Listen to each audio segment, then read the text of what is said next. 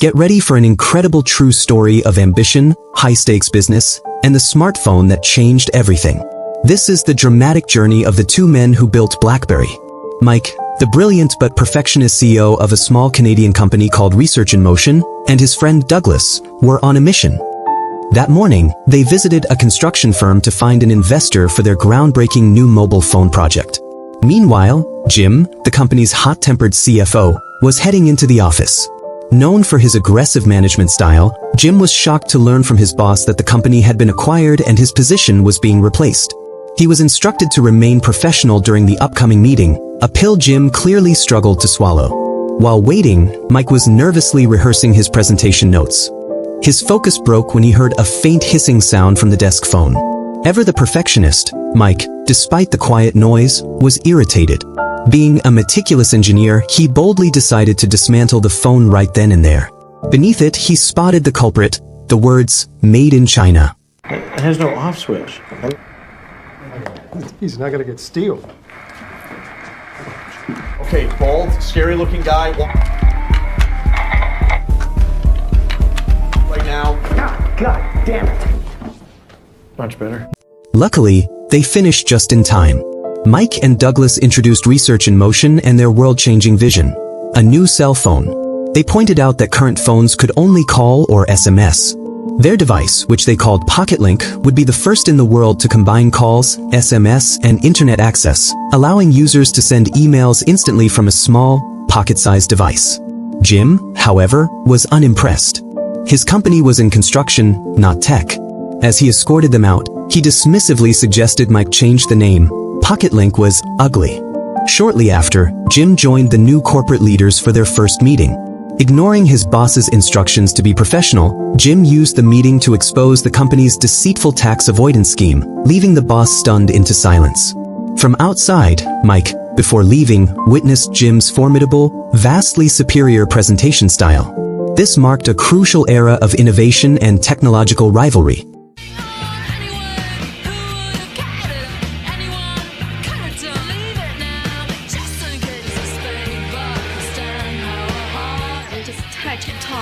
Digital world of the computer itself. So what you're saying is Hello? Hello? Well, it's very hip to be on Page you. It's their time. I still think Apple has a future. And that includes 15 minutes. Phone to order me a pizza. Back at their office that evening, Douglas tried to keep Mike's spirits up. After informing the small team that the pitch had failed, Douglas hosted a movie night to keep the office morale high.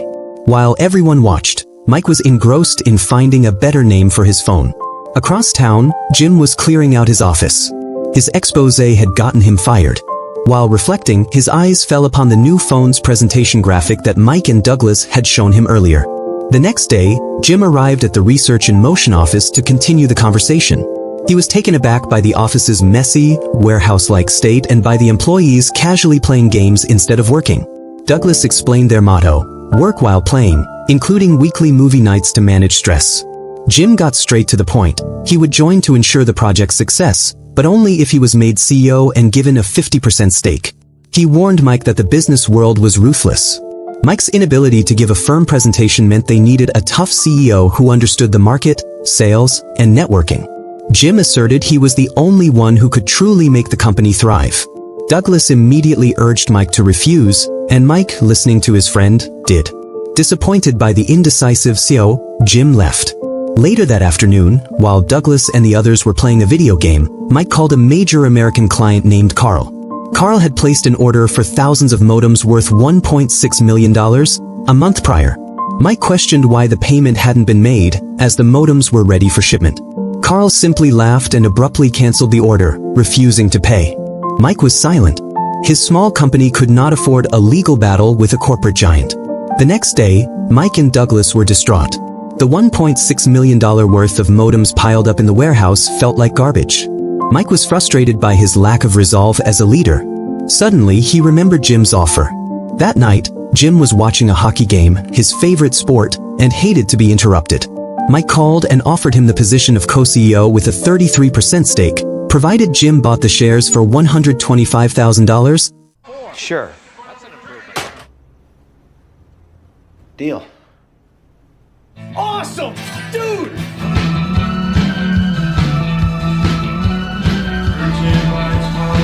Jim agreed. Jim officially became co-CEO of Research in Motion. On his first day, Mike immediately shared the modem payment crisis. Without hesitation, Jim called Carl and lashed out, threatening to sell the modems to another American company at a drastically reduced price. Faced with Jim's menace, Carl quickly agreed to pay. Jim's presence brought immediate and significant change. Despite his difficult nature, Mike was relieved to have a decisive partner leading the company. What the fuck is that? Oh, Get off the fucking internet! Mike. Getting paid. I can fix that.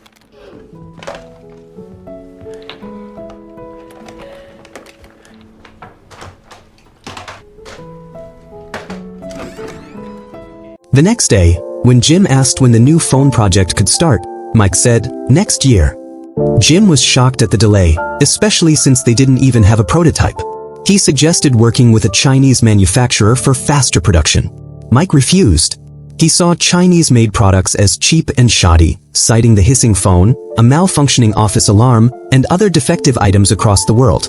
Mike, the perfectionist, insisted on making the phone in Canada, prioritizing absolute perfection over speed.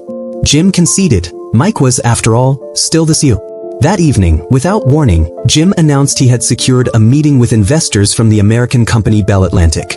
Since they had to fly to America at 8 a.m. the next morning, the phone prototype had to be ready tonight. Mike panicked. New plan, everybody. We are. I think it's like something. switch, give me 33 PF. Yeah. All right, give me a Fillmore toggle. Oh no. Go back. Psychedelics for spurs growth of their neck.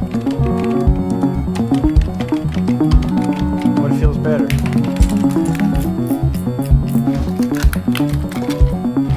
So, add in the lithium. Still hot. Still hot. Mike and Douglas finished the prototype just in time. The next morning, Jim arrived promptly at 8 a.m. to pick up Mike. Mike asked Jim to allow Douglas to come along, citing him as his best friend who always provided support. Coldly, Jim told Mike to leave his useless friend behind. The two men then set off for the United States.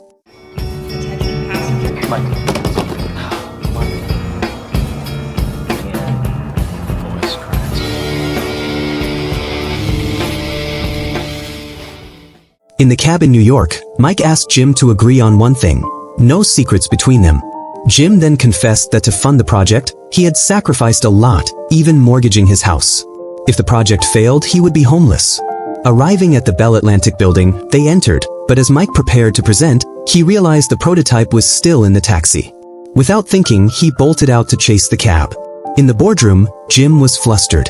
He knew nothing about the technology and hadn't even seen the prototype. Suddenly, he remembered Mike and Douglas's initial presentation. Armed only with his memory, Jim started explaining all the details he could recall. After his pitch, the investors peppered him with complex technical questions. Jim froze. Just as he was about to give up, Mike burst in, prototype in hand, having caught the taxi. Having witnessed Jim's commanding presentation skills multiple times, Mike swallowed his nerves and began to imitate Jim's style. He explained that their phone was the first in the world capable of sending emails. Since people had to pay for SMS, email would be free. He also highlighted the phone's full QWERTY keyboard. Users who typically used one finger for dialing would start using two thumbs for typing. Furthermore, unlike the bip sound of other phones, theirs would make a satisfying click-click sound when keys were pressed. Impressed, the investors agreed to invest. In their excitement, one of them asked, "What is the phone's name?" It's called a BlackBerry. It's also a cell phone.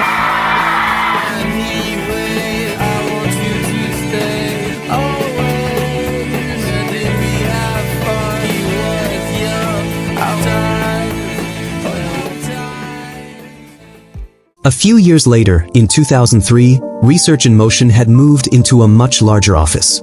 The stock was soaring, the staff had grown, and Jim, Mike, and Douglas were now wealthy men.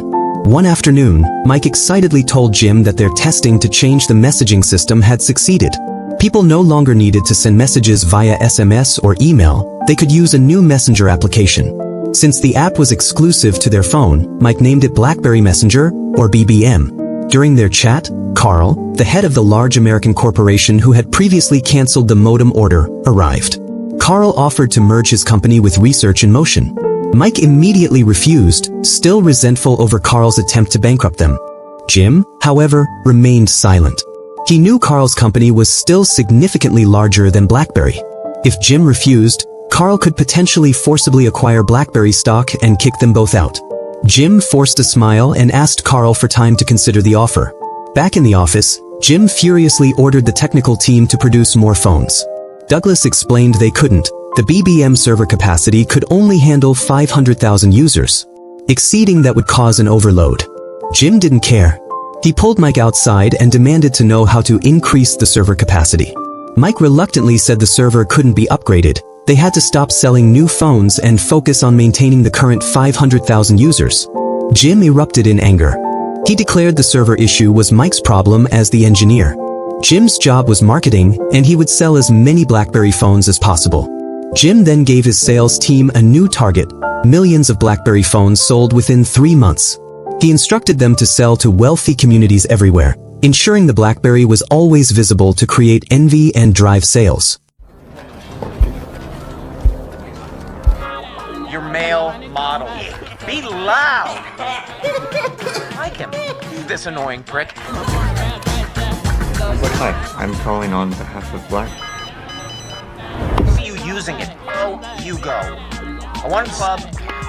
Wherever the elite...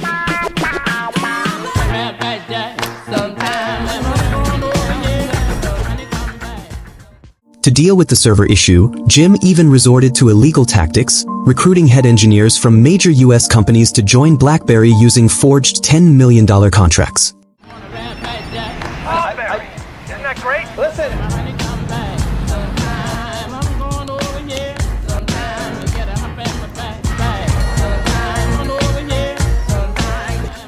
Is a status. You are not salesmen anymore. Despite a sharp increase in sales, Mike and the engineers failed to increase the BBM server capacity. The overload led to millions of users complaining about delays and errors in sending messages. News of the system failure hit TV broadcasts, causing BlackBerry's stock to plummet. A few days later, after Jim successfully poached 2 lead American engineers, Mike met with them at a restaurant to discuss the server capacity. Mike was amazed by the professional debate and insightful suggestions from the new engineers, which were far beyond anything Douglas or the others had suggested. Returning to the office with a solution, Mike was disappointed to see his technical team relaxing and playing games. He had been working himself ragged while the company faced ruin. To instill a more professional atmosphere, a bald, rotund, and fiercely strict new supervisor arrived. He furiously commanded the engineers to focus. If the server issue wasn't resolved by the next week, they would all be fired. When Douglas returned from lunch, he was confused by the sight of everyone working, the clean office, and the canceled movie night. After hearing the story, Douglas protested to Mike. Mike coolly replied that if they wanted to work for the #1 phone company in the world, they had to focus. There would be no more games.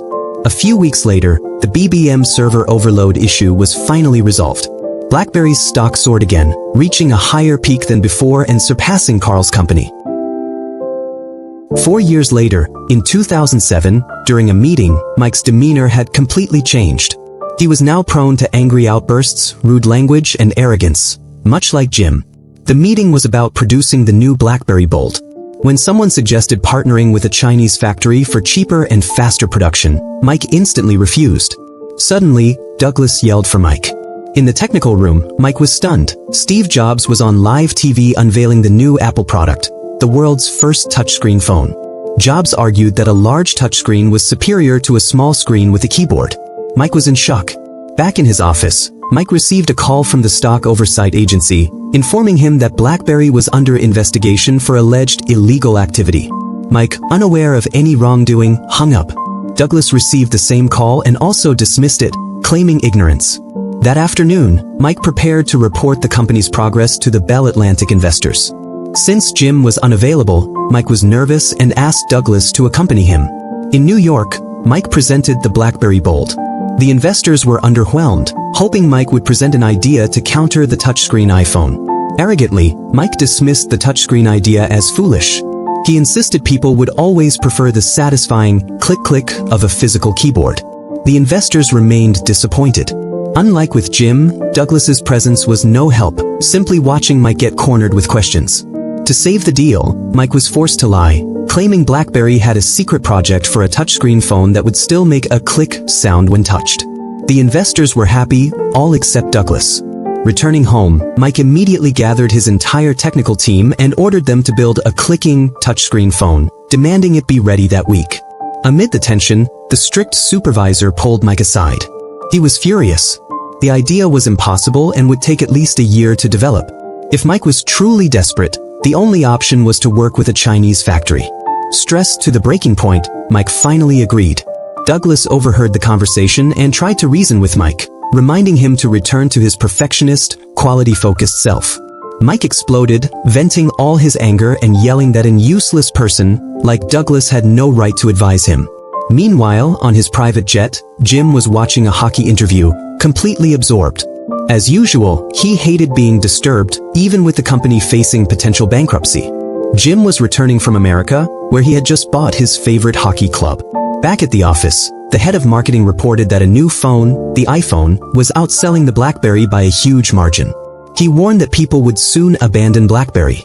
During their talk, Mike came in and asked Jim about the investigation by the oversight agency. Jim casually dismissed it as not important. Jim then asked why the iPhone was beating them. Mike similarly replied that the issue was not important. Believing the iPhone threat was serious, Jim called an iPhone executive and scheduled a negotiation meeting. However, as his private jet was about to take off, the hockey club called, demanding Jim come to the club office immediately. Instead of saving his company, Jim chose to deal with his new hockey club. In the BlackBerry parking lot, an employee was seen removing Douglas's reserved parking sign. Humiliated by Mike's words, Douglas had decided to leave the company. At the hockey club office, the club's executives informed Jim that they would not sell the club to him after all. They deemed Jim's aggressive personality unsuitable for the club's philosophy, fearing his behavior would tarnish the club's image. Jim was enraged, arrogantly claiming he could buy the entire league if he wanted. He stormed out, cursing. Though it was now impossible to make the meeting on time, Jim insisted on meeting the iPhone executive. Sadly, upon arriving at the airport, the executive called and told Jim he was too late. Negotiations were off the table. Back at the BlackBerry office, investigators from the oversight agency had arrived and were searching Mike's office. They explained that BlackBerry was being investigated for the illegal recruitment of lead American engineers using forged contracts. Mike was bewildered, truly unaware of Jim's actions. The officers offered Mike a deal to quickly resolve the case. That night, Jim returned to a silent, empty office. When he met Mike, he shared his new plan to defeat the iPhone. Mike's expression was cold and silent. Mike ordered Jim to take responsibility for his legal violations. Mike revealed he had made a deal with the oversight agency to set up a trap and have Jim arrested upon his return. By helping to turn Jim in, BlackBerry would be free from prosecution. Mike also mentioned the officers were waiting outside the door. Jim was silent. He surrendered willingly. A year passed. In 2008, Mike arrived at the office. Douglas was gone, Jim was gone. Mike was alone. Before going to his office, he went to the warehouse to check the latest shipment of millions of the new BlackBerry Storm models from the Chinese factory. As he checked the quality, Mike was bitterly disappointed. All the Chinese-made phones had the faint, familiar hissing sound. The perfectionist engineer Mike made a decision: he would fix every one of those millions of BlackBerry phones with his own hands.